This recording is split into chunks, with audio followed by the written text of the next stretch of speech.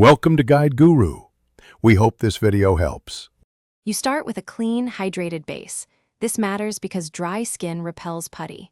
Take a pea-sized dab of Elf Putty color-correcting eye brightener and warm it between your ring finger and thumb. Warming thins texture so it spreads evenly.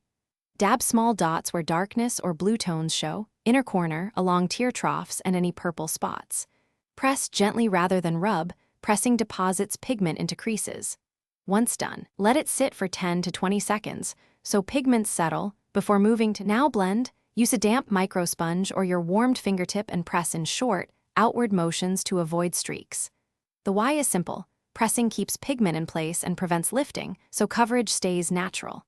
If you need more coverage, repeat with tiny amounts. Multiple thin layers beat one thick layer.